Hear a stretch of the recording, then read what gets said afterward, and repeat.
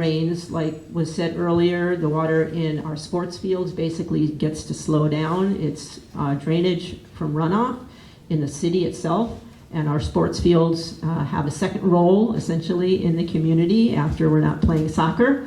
They serve to allow the water to slow, sink, and contribute water to our groundwater aquifers, which are critical for our community.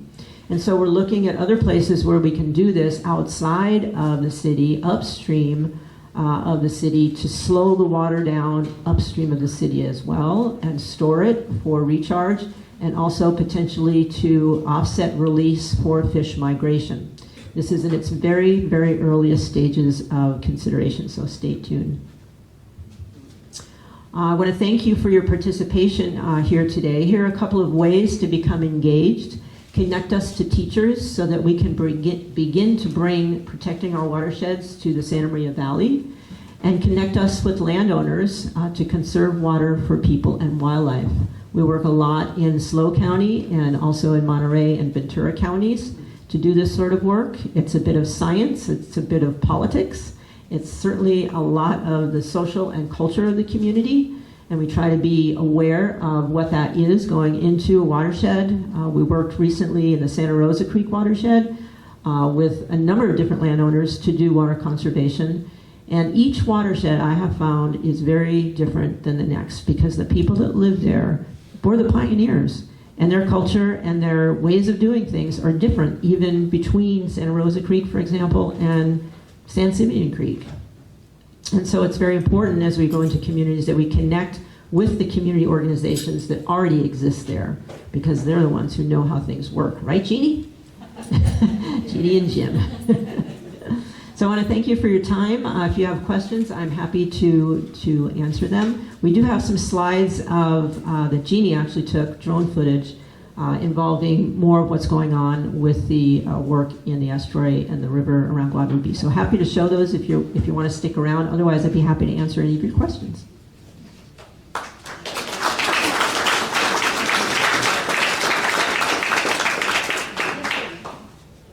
Wondering if, one, is the road open yet to get out to Guadalupe Domes? That's still closed. It is still closed to my knowledge. Can you hear me okay? Yeah. It is closed, but it has been repaired on an emergency basis for not for public use. And so, Are you guys able to get out there now? no. That's why we're going to do the training in the river, right off of the levee, walking down into the riverbed on the city land, right by the trail, the levee trail. And then, do you have any photographs as to what the river mouth looks like? Is it open or closed? Is the estuary full? We do have, yeah, so let me run through those and we'll see what we got. That's one of Jeannie's pretty pictures. So this is Bull Canyon.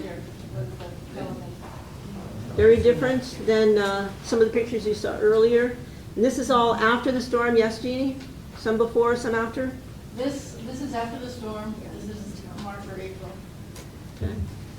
I think we do have some of the estuary, so I'm going to buzz through these. This is Bugler Point where the... Oh, that's Bugler Point where the Santa Maria River starts, essentially, where the Cuyama and Sisquoc join. There's another one of that.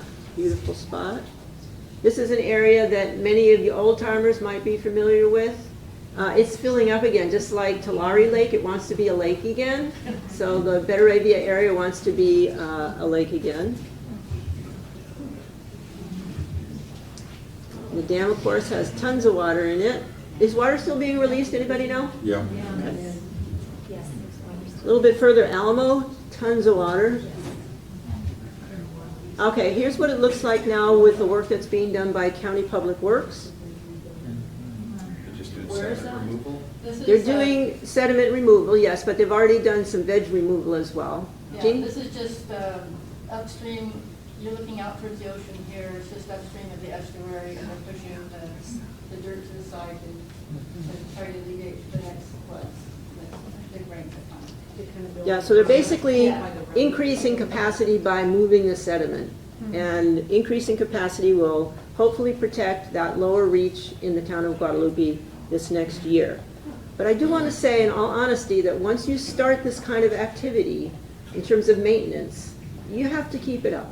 And I have some horror stories about what's going on Arroyo Grande Creek and the zone that had to be created by the county, that the essentially the ratepayers, or the people that benefit from the levees and flood control channel on Arroyo Grande Creek, are self-taxing in order to maintain that part of the creek. And once you start doing that kind of activity, you must continue. And so this makes me a little nervous, because it's going to put the bill, you know, the bill comes due, somebody's going to have to pay for it. And so when I see this occurring, it just makes me nervous, and I would like to continue to work with the community to look for nature-based solutions that may be able to be used, I don't know yet, may be able to be used in this area that will be less expensive to maintain over time, so that our overhead, essentially, can be hopefully kept down.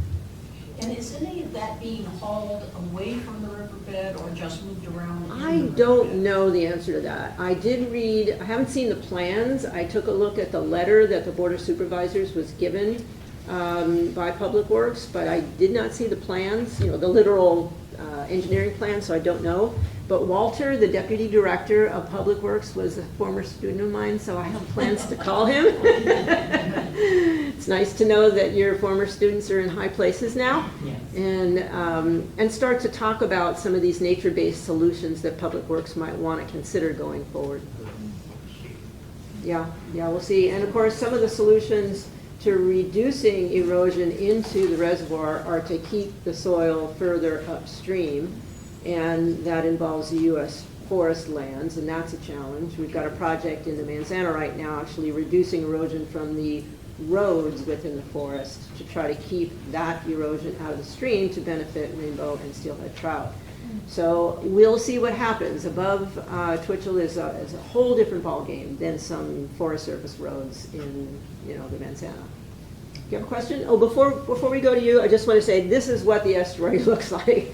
This whole thing started with somebody asking about what the estuary looks like right now. And it's free-flowing to the ocean? It probably is. There is a bit of a sandbar that comes across, but it's probably been broken through, yeah. That would be my guess, with water being released from Twitchell. There's enough velocity and volume coming through that the sandbar has probably been broken. You can see a sandbar there, and I did get other closer up pictures, it doesn't look like it's going through. Yeah. We'll drone it. Yeah, well, Let's send this Jeannie's around. our drone person, so. And Jeannie did get this one too. This is what that road, that's Main Street, going into, yeah, and so the river does what it does. It had a lot of force, nothing to mess around with, really, really scary stuff. And some of these lands over here are of interest, obviously, for farming.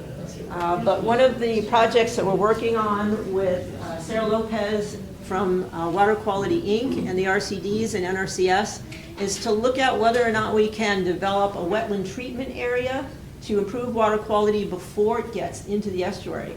And that area in the upper left-hand corner was our study area. So we're still going to work together, see if that farmer is interested in doing something different with that property at fair value, but we haven't gotten that conversation very far along yet. And that's another shot of where the river decided to go instead of in its banks. It's basically making more room for itself. That's what water does when there's enough volume and velocity. It will find its own way to the estuary, and it has done that, as I said earlier, over hundreds and hundreds of years. So I want to thank you again. Any other questions? Yes? I'm curious about the Sisquoc Ranch, because the Sisquoc Ranch is 30,000 acres. So it's 1/3 the size of Vandenberg. And the river runs through the Sisquoc Ranch for, I think, 10 or 12 miles. The owner passed away, Mr. Jim Flood, and I'm wondering what's the future of the Sisquoc Ranch with respect to the river and also access for people to go upriver through that property. That is an excellent question. And I actually asked a landowner in the Gaviota area if they knew the floods, and he said yes. And I reached out to them, and it probably was in a time frame when this change was going on, and I never heard back. So that's on my list of things to do, but if you know anybody there, it really helps to have, a degree of separation or less when you're reaching out to landowners. It's a very tricky proposition. And so having somebody that knows the landowner personally or professionally is really helpful to make an introduction. So if you know of that family, I would be most happy. I put my cards at the back too. Stephanie? Go and grab one. Yeah. Local east of Santa Maria word is there is a flood family member who, took over from Okay. Papa. And I'm also aware that a lot of that river going up is in wilderness. But they always used to keep craft horses because they could not use mechanical vehicles high up the Sisquoc. So Interesting. a lot of that is wilderness. So it sounds like I'll be talking to you a little bit more. I've lived in Orchid most of my life. Oh, I saw you. Yeah, I've met you. Along Clark Avenue to the south, I know that's a 100-year floodplain. And many people have built their homes. And I wonder if they know the last that flooded was in the 1930s, I believe. So it probably will happen again, and there are a lot of homes being built. I wonder if those people have any idea what they've done. Well, here's my view, and this is my opinion, so take it for what it's worth. When you buy a home anywhere, you have due diligence that you must do. And one of that pieces of due diligence is to reference the FEMA map, to find out whether which level of flood you are likely to encounter. But things are different now. Things are different. And in some ways, maybe better in the past, but they're going to change. We're going to have to deal with different changes circumstances, with deluges, with more water than we can handle in a given year, and then extended droughts. And so in terms of whether the county is allowing that development to occur is the question that's in my mind.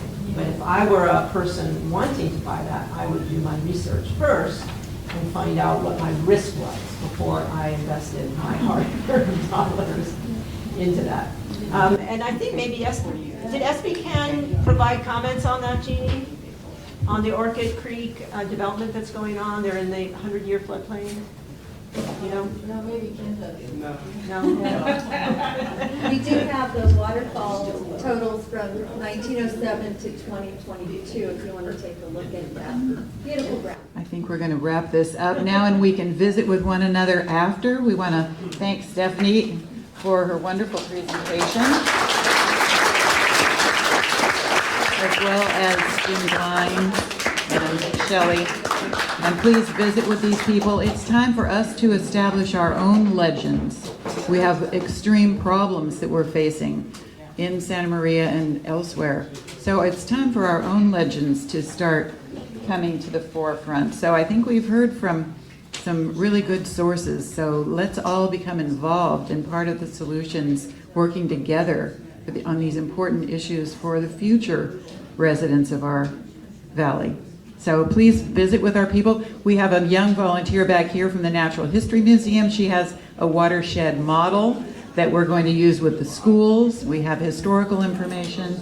We have lots and lots of cookies that need to be eaten. So please visit with one another. Don't leave right away. And thank you for coming.